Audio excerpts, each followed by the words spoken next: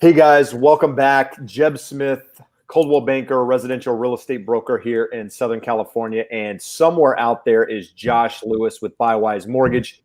He's trying to fix his camera. So while we do that, I'm going to sit here and have a conversation with myself for a moment. But no, thank you guys for joining us. Tonight is all about question and answer. We're going to talk about the real estate market a little bit and kind of keep you up to date with what's going on with, the housing market, with interest rates. But more importantly, we're here to answer questions, to address questions that you guys had. I mean, there's been a lot of feedback on, videos that I've done recently where there's good quality questions, and it's hard to go back through each one of those. And it's hard to do a video on each one of those subjects because a lot of them are kind of tied in together. So we wanted to use tonight to address some of those. And right now I seem to be the only one on here, but that isn't going to stop us. So here comes Josh. I'm going to add him in here. There he is. There we go. All right. So there's Josh Lewis of Buywise Mortgage. So Josh, I mentioned that, a lot of the topics that we're going to discuss are going to come from question and answers, but we're going to start the discussion tonight by actually going with a question that someone asked earlier today on a video that I did, and that was about student loans. So I know you and Scott have done a lot of talks on student loans in the past about qualifying for loans with student loans. So right now in today's market, how hard is it if I'm someone that has student loans? Is that impacting my ability to qualify, or is there something I can do to not count those payments? Like what are we looking at? So there's multiple questions there behind the question. The big one that we get is people run into issues. They have a bunch of student loans. They have an IBR payment. So for those of you who don't know, it's an income-based repayment or income-driven repayment. So we see people with $200,000-$300,000 of student loans and a monthly payment of $125, $425, way less than would ever pay off that loan over time. Now, when the problem comes when that person doesn't have the greatest credit, or they need a higher debt-to-income ratio, or some of the flexibilities of an FHA loan. So almost all of the people that are waiting into a transaction, someone approved them for an FHA loan using the IBR payments, which we can never do.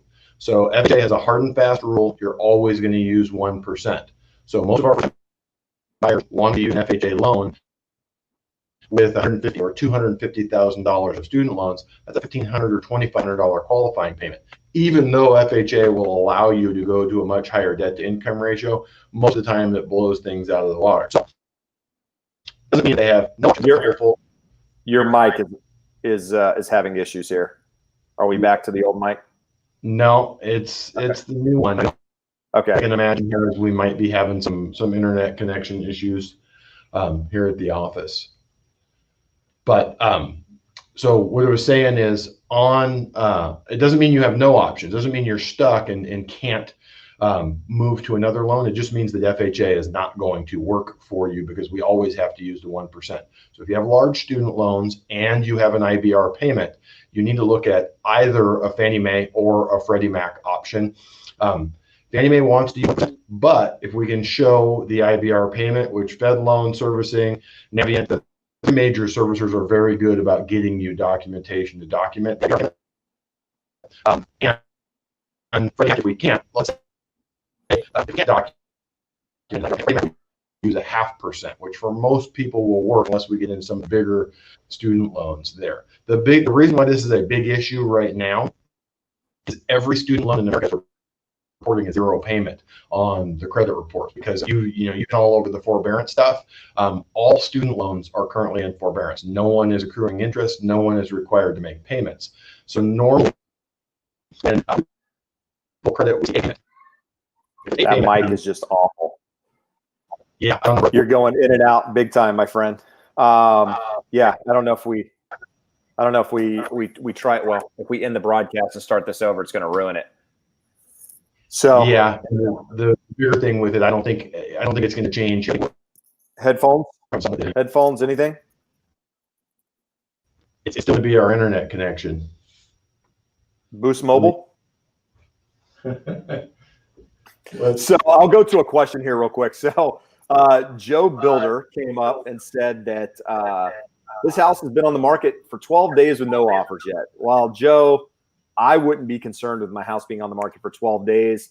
I don't know if that's a serious comment or a serious question, but the reality is, people watch TV, people hear from their friends that my house sold in a weekend or my house sold in a couple of days. And so everybody gets the idea that their house should do exactly the same, that their house should sell within record time. And the reality is that's not reality. The average days on market for at least here in Southern California is somewhere around 40, 45 days, which means that it takes 40 to 45 days for homes to go into escrow, which is a lot longer than, say, 12 days. So, homes in certain price points tend to move faster than other price points, which I'm sure you're aware. But honestly, nothing to be concerned with right now. I mean, it's a very strong market, especially here in Southern California. And in talking to realtors across the nation, I'm hearing the exact same thing. The lower price points, and lower means different things for different areas of the country and different regions. But for here in Southern California, if you're under 800,000, honestly, it's multiple offers and getting bid way above asking price in most cases. I mean, I've gone to show 2 properties over the last 3 days, and both properties were only listed 2 days, and both of them had multiple offers and were put on hold because of the number of offers that they had received. So with that being said, the housing market remains strong, at least here in Southern California. So that's my take on that one. Josh, let's hear it here. And well, let's see. Is it any better? I went to the headphones, but I'm not sure it's really going to help. It's not great, but we'll keep on with it, and it is what it is. So if people want to stick around and have conversation, then we'll do it. So people are asking what the rates are today. We've got a couple people asking about 30-year fixed rates, and clearly we both know that this is based on a lot of factors. But I'll let you tee it up and answer that question how you want to answer it. Absolutely. So prior to last week and the increase in Fannie Freddie rates of the half point add-on, almost everyone, we were quoting 2.875, 2.99 with little to no cost, almost regardless of their qualification, as long as their credit score is above 700. Right now, most folks are in the 3.125, maybe paying a little bit for that loan.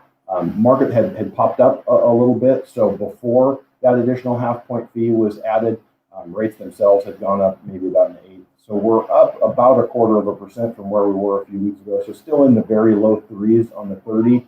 15-year, you're probably looking at that 2.75-ish range. So market's just still trying to adjust to all of the changes. And the big thing people need to remember is lenders that were getting really aggressive on their pricing have got stuck with millions of losses because everyone is reading that charge of a half point starts with Fannie Mae and Freddie Mac on September 1. It actually starts with all loans delivered to Fannie and Freddie September 1. So almost everything that's locked and closing now, closing next month, lender's not going to go back and say, hey, you owe us an extra half point. They're just going to eat it. So really, really big losses from that. So we're not seeing as aggressive of rate sheets as we were seeing, and rates themselves are a little bit higher, and most people are going to be subject to that half point fee. So rates are still very good, not as excellent as they were 10 days ago. Got it. Now I've been reading, obviously there's a lot of people fighting back against FHFA with regards to the half point fee. And do you think it means, clearly a question you probably don't have the answer to, but do you think that goes away, that half point fee, or do you think it remains and we, continue to see it? I'm going to defer to one of my mentors, a gentleman who used to run all of lending for Wells Fargo, very connected politically, has had a lot of communications. He says it's 50-50. So that's his best guess. I'm certainly going to defer to that. There is a chance that it gets rolled back, and there's a chance that it doesn't. So we're just in a weird spot. You and I were having these conversations 2 months ago, and I would tell him, listen, rates are definitely going lower. Just got on the phone with a client 20 minutes ago, and she's saying, well, what do you think? Do we lock here? Do we wait a little bit and see what happens? The big wild card is the election where we're at right now. Not because it really matters all that much.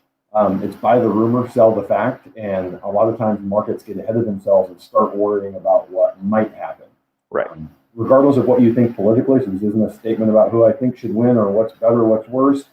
If Trump wins, it's 4 more years of the same. So markets know what to expect for taxing legislation and what the administration's priorities are. What Biden and Harris are promising is higher taxes, more regulation, rolling back to a lot of the stuff, and it would generally be inflationary, be considered inflationary for the markets. So markets could just look as the whole election cycle takes center stage over the next 60 days, just go, hey, we're not really sure. So there's not a lot of bond buying to move rates lower. We could just sort of hover in this range until after the election and then see what happened. You know, going back to 2016, it was a lot of the same thing. No one really thought Trump could win, but everyone's going, okay, Hillary wins, this happens. If Trump wins, this happens. And we had a nice run between the election and January 1 of interest rates, of the market going, hey, Trump's going to be awesome and everything's going to be better. And then they started spiking. So markets don't usually get it right, but we're going to have probably another 4 to 6 weeks of the market trying to sort it out and guess what happens and what each potential administration would do. Yeah. Be the big thing I'm looking for right now.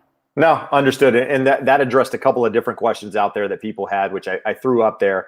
You know, Lisa asking about, you know, refinancing now versus rates going up and the 30 and 15-year rates, which I'll tee you up on that in a minute. You know, a question came up, which I'll put here on the screen. This is something you just experienced. So they asked the question of, can I sell after refinancing? And we talked about this well, not this exactly, but we recently talked about, you know, refinancing after you recently refinance. Can you do it? And the answer is yes, but it ends up, quote unquote, screwing the person that originally helped you out. So I'll let you answer that directly, because you have an experience right now where somebody recently refinanced and now you just found out they sold the house. So yeah, so I can tell you exactly what happens in that situation. Whether it's FHA, Fannie, Freddie, if that loan sells in the closes or pays off in the first 180 days, whether you win the lottery and pay it off, whether you sell the house and pay it off, whether you go get a new loan and pay it off, the lender that made that loan is on the hook for basically whatever their compensation was. So we actually had a fairly large loan, not huge for California. It was a $680,000 loan. Borrowers had a unique situation come up about 2-3 months after we closed the loan, talked it through with them, and we decided we would wait and revisit it at the end of the year. And we got a nice surprise this week that they actually sold the house and closed it, and we're going to be looking at about a $14,000 penalty that we're going to repay back to the lender. And it's not the lender's fault, because Fannie, that was an FHA loan, so FHA will charge them in the Ginnie Mae pool. They'll get hit for that, and they're going to pass that bill along to us. So the thing to know is, after the qualified mortgage rules passed in 2010 or whatever it was, almost no loans have prepayment penalties on them. So you're not bound or locked or held into anything. You can do anything you want. You just want a question of, is this absolutely 100% necessary? Did I not know this when I did the refinance? Did I not tell the person that did the loan for me? They're going to be on the hook for it. And it's one of the other differences between a major bank or a bigger mortgage lender and a broker. For me, I'm writing that check. If it had been a loan that B of A or Wells Fargo did, they would just eat it. They can't go back after that originator for the funds. So it's just important to know who you got the loan from. Did you give them the information that you might be selling? Is the selling absolutely necessary? And it may be a situation where you say, hey, we're going to sell, we're going to buy another house. That person gets to do the loan. Sometimes that's the cost of doing business and the relationship with someone. You have a great opportunity that comes up, and we do your new loan, we make that money, and it pays back the early payoff penalty. No, understood. And the same gentleman just came back and said that, I guess the gentleman, I might be wrong there. The same person came back, sorry, and said VA has no prepayment penalty. And I think what Josh said there, that this has nothing to do with prepayment penalty, right? This is clearly a loan with no prepayment penalty. Doesn't matter if it's VA, FHA, conventional, what have you. The lender is the one going back after you for the yield spread. The money made on the loan has nothing to do with the prepay, correct? Yeah, and think about this. No one really pays for their loans anymore. Everyone always asks, well, how do we get paid? Well, we get paid by the lender. And if I were the lender, if I were a bank, Wells Fargo, okay, how do we get paid? We get paid when we sell that loan and we make money off of it. Very rarely does someone go, hey, let me pay all of the costs out of pocket for the loan. So what that early payoff penalty is the person that bought the loan didn't get 5, 6, 7 years of interest payments to make up for what they paid us for that loan. So they're wanting to be paid back. And the crazy thing is, If you pay off on day 180, we have to pay it back. On day 181, contractually, we're clear. And FHA, VA, conventional, it doesn't matter.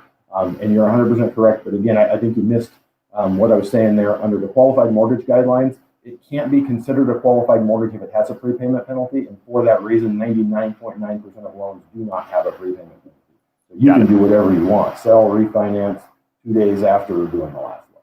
No, understood. And so we have another comment here. Katie, I know, is in my local market. She just said that she has a friend trying to buy a house with a budget of $750, and the house they wanted had 45 offers, all cash on a couple of them. So that's the market that we're in. And at the same time, we have somebody asking, do you think the housing market will go down in California? I've given my 2 cents on every update that I've done, video wise with regards to the housing market.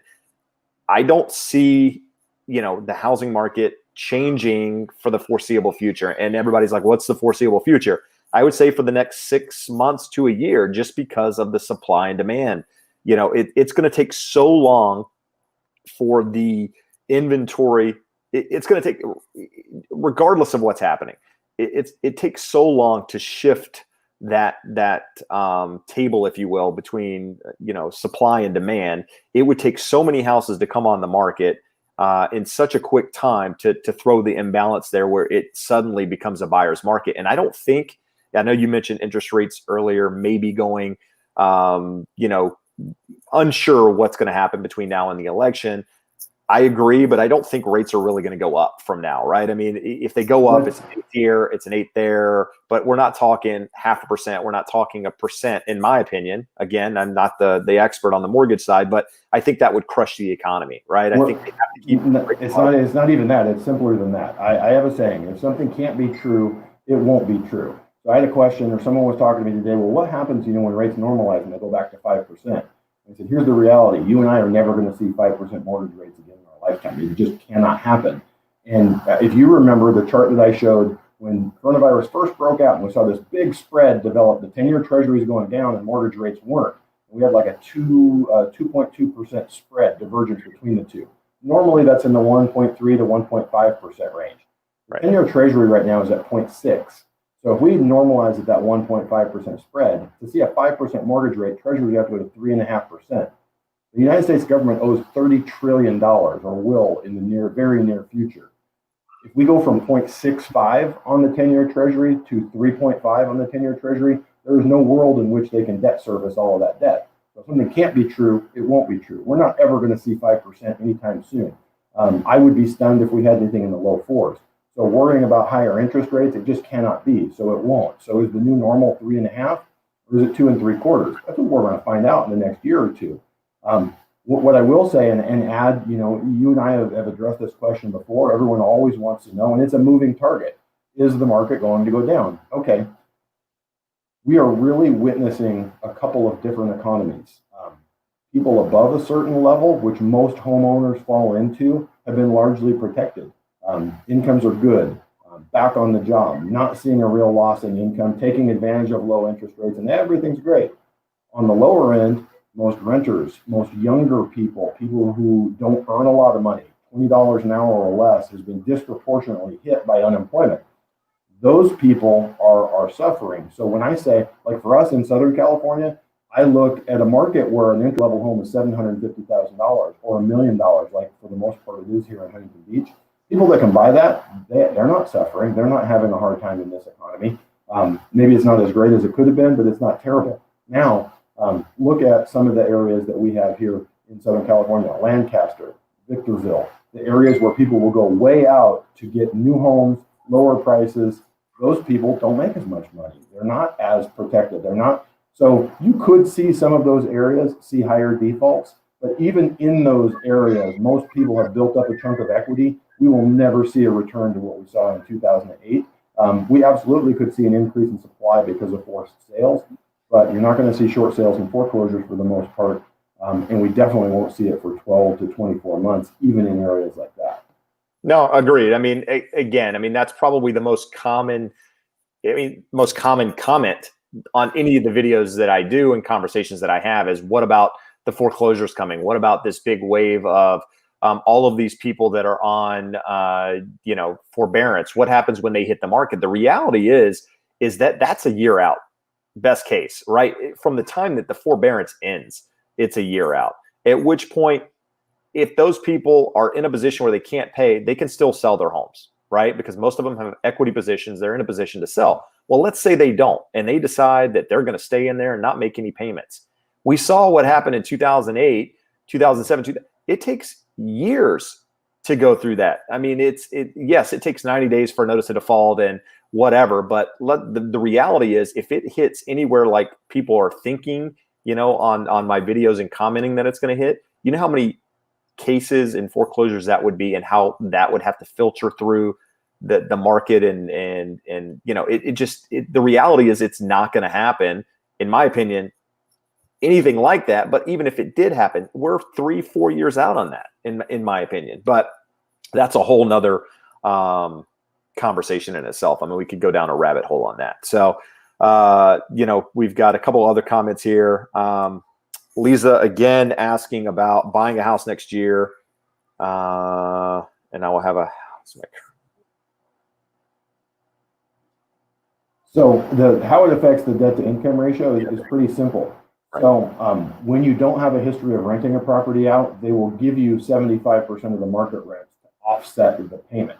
And the reason for that is they're going to want a vacancy, maintenance, upkeep factor, and they just use a conservative number of saying that will cost 25%. So using a super simple example, if your house payment was $1,000 and you could rent it for $2,000, they're going to give you 75% of the $2,000, about $1,500, and that would exceed your payment by $500. So they would add $500 to your income for qualifying purposes of the DTI.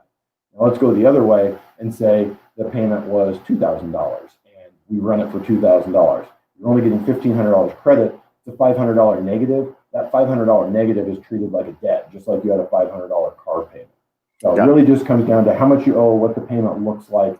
So if you have a low amount you have on there, you may not want to refinance right now. You may not need to refinance. Let's say you took out a 30-year at 3.5, 6, 7 years ago, and you're that far into it.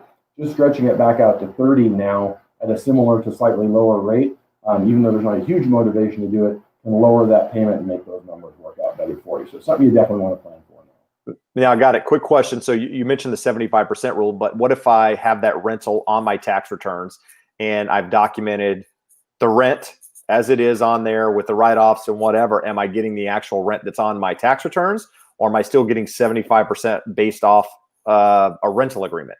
No, we have to analyze the actual tax return for the last year or two, depending on what the automated findings come up with. And for the most part, people are far more aggressive on their tax return than the 25%. So it usually is worse for someone than if you could choose to use the 75% of the actual rents. Got it. So if I would, and so if I'm newly, again, we're going to attack this question from all angles. Say I'm newly renting a property. It just became a rental, and now I'm trying to qualify, and it hasn't been on my tax returns. Are we taking my word at that that's the rent, or do I need to document that to qualify? Either need to provide a lease or just a market rent survey. So the big thing is it has to be reasonable. If you have a little tiny condo and you're saying it's bringing in $8,000 a month so you can qualify for the new loan, it's not going to fly. We actually need some corroborating evidence of what that number is. Because even a lease, the lender says, "Hey, give us a lease." Well, your brother or your uncle can write and say, "Hey, I'm paying $8,000 a month for your tiny condo." It has to be reasonable. So if it looks out of whack, there's a number of online sources that we can use for looking up rents. Got it. So I don't know what happened to our volume there, but it all automatically went down. So we'll try that one more time. But there's one other question that's on here that we haven't addressed. And again, I teed you up for it earlier. I don't think we addressed it, which was interest rates. Where are interest rates today? Now you can answer that however you want, but there's the question about a 15-year and there's a question about a 30-year. For the majority of borrowers, you're just over 3%, 3 1/8 on a 30-year fixed, unless you want to pay some points. We still absolutely can get you into the high 2s without paying a ton of money. And on the 15-year, you're about 2.75, similar number. And again, if you want to go lower, we can do it. You did the video on UWM offering 1.99 on a 30-year fixed. It's still on the rate sheet. It's still going to cost you 3.5 points to get it. But That's the biggest thing. Like we were talking about this earlier. Scott, my partner, and I are that really the lender doesn't care what your interest rate is. They want a yield. They're going to get that yield either by you paying the interest rate or you paying the interest rate and a combination of points. So really, people wonder what is the interest rate. We have a wide range of rates available on any given day, and it just comes down to what you want to pay, not what you want to pay, what you want to pay. So depending on where you're at. Do you want a no-cost loan? Do you want to pay your own costs, which are pretty minimal, and not pay any points, or do you want to pay a couple points and buy it down? The most important thing, no matter what you think you want to do, is to get someone to help you run through an analysis of those numbers and show you what it looks like now at closing and over time, and how long you need to be in that property. Got it. So no, exactly. I mean, I think we've addressed that on multiple videos, but it's good to confirm it again. We have another one coming up here. So another person in Southern California basically saying that they've been placing offers even 25 grand above the asking price. They only have 5% down. Should they be waiting till they have at least 10% down? At the end of the day, I don't, in my opinion, as a listing agent reviewing offers, it's not going to change my opinion of an offer between the 5 and 10% down. So I don't know that is going to change anything. The reality is that I have to believe that you're probably under that $800,000 price point to in the offer that you're making. And unfortunately, it's just a tough market right now. I mean, I'm a professional in the business. I've been doing this for 18 years. I know how to structure offers to get them accepted, and I'm having trouble getting them accepted just because there are so many offers. There's a lot of buyers going directly to listing agents at this point just because they feel like they have a better opportunity to get their offer accepted when dealing with the listing agent. And so, back in the past, we would write buyer offer letters. We would show a nice picture of the family. I might even do a video and send it to the agent telling them, about our offer or trying to set ourselves apart.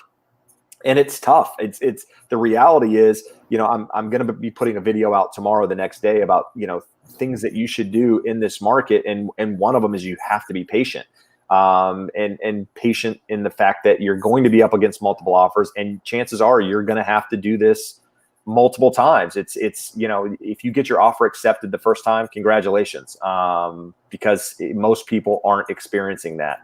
You're up against cash offers in a lot of cases. Some cases, unfortunately, you're up against a buyer that might know the listing agent, or a buyer that might know the seller, or a realtor who might have a relationship with the seller. So there's a lot of factors playing in other than just your down payment and what you're offering. And so so I don't think, to answer your question, 10% is going to change anything. I think you just got to sit back and play the game, so to speak. And when the right property presents itself, it'll all work out. I mean, And Jeb, I don't know what your thoughts are, but I think the fall is going to be very interesting, because what we're seeing right now is there was 60 days, maybe a little bit more, a little bit less, when people just weren't out looking at homes and writing offers.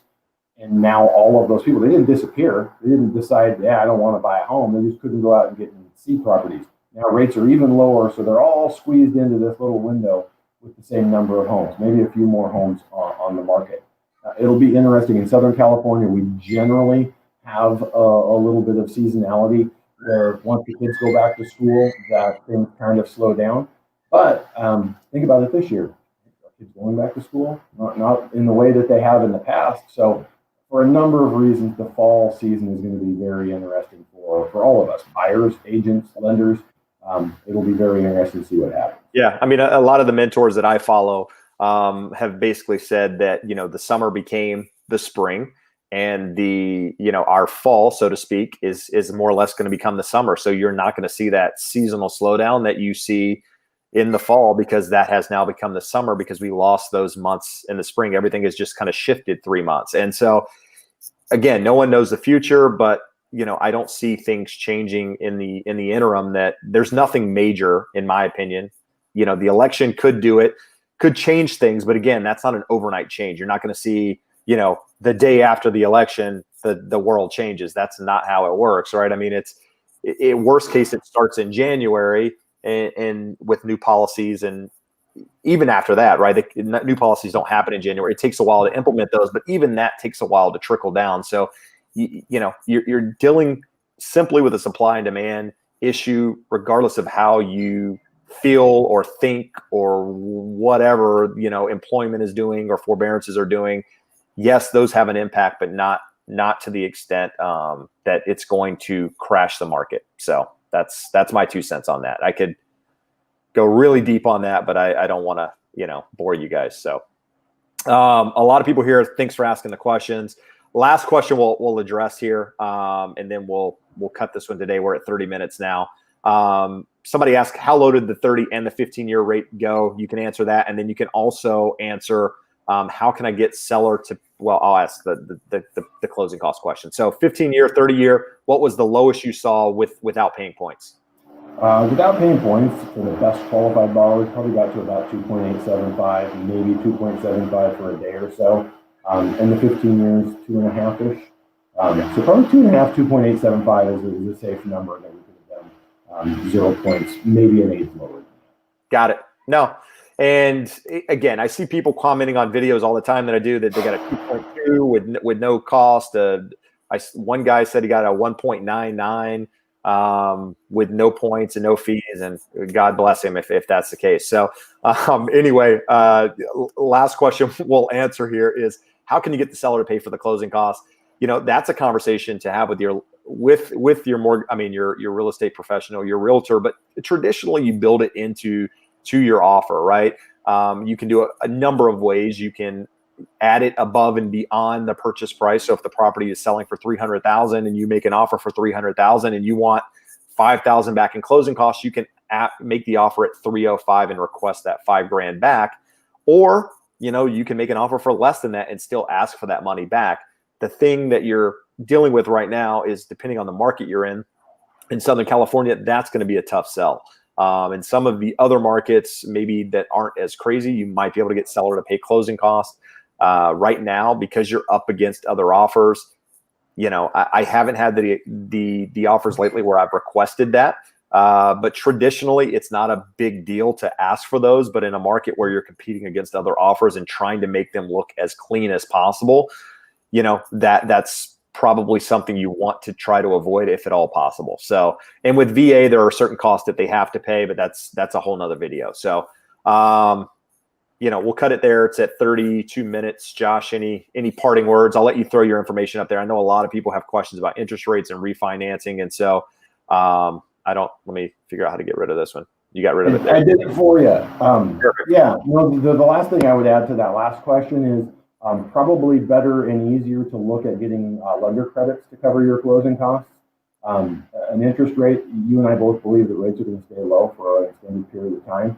So if you can handle it in your debt to income ratio, take a higher interest rate, get the lender to credit some of those costs, because you can refinance out of that. When you ask a seller, let's say I need $10,000 on a $500,000 purchase, the seller doing that is going to want $510,000. It's never going away until you pay it off.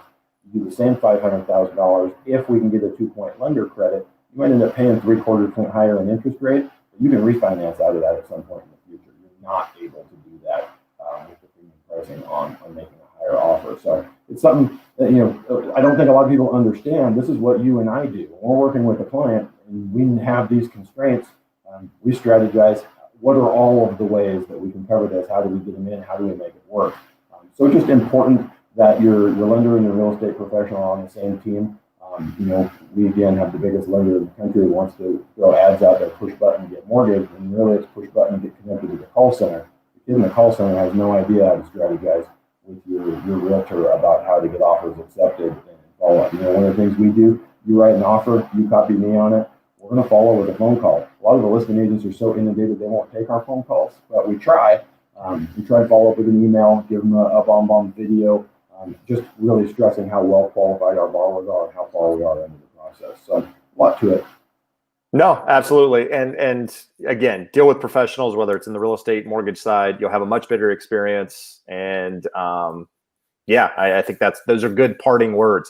And guys, if you're new to us, hit that subscribe button. If you want to stay connected, hit that like button to show us you like the video, the content. We'll continue to do these. again, with live, you see we have audio issues. We've had video issues in the past. We'll try to clear that up for everything going forward. But we do appreciate you guys watching, tuning in. Absolutely. All right. See you next time. Have a good one.